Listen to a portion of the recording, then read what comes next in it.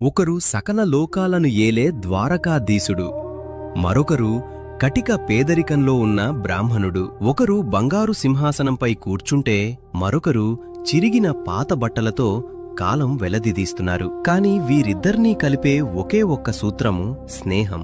స్నేహం అంటే ధనవంతులు పేదవారి మధ్య ఉండేది కాదు, అది రెండు మనసుల మధ్య ఉండే అనుబంధమని చాటి చెప్పే కథ ఇది.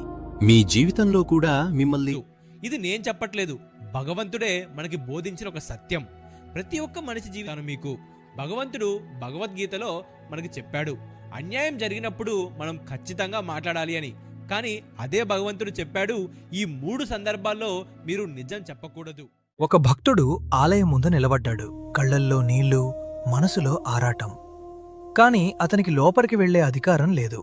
సమాజం అడ్డు చెప్పింది, కఠినమైన నియమాలు ఆపేశాయి. అతనికి, అతను నమ్ముకున్న దేవుడికి మధ్య రాతిగోడలు అడ్డుగా ఉన్నాయి. కాని ఒక అచంచలమైన భక్తి ముందు ఆ రాతిగోడలు కూడా తలవంచక తప్పలేదు. భక్తికి కులమతాల పట్టింపులు ఉండవని, ఆ దేవుడు కేవలం ప్రేమకు మాత్రమే లొంగుతాడని నిరూపించిన మహనీయుడు ఆయన. అదే కనకదా. ఒక యువతి రాజవంశంలో పుట్టిన రాజకుమారి.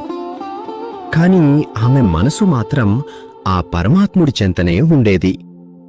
లోకం ఆమె ప్రేమను వెక్కిరించినా ఆమె మాత్రం ఆ దైవాన్నే నమ్మింది. నీ ప్రేమను ఈ ప్రపంచం అర్థం చేసుకోలేకపోయిందా?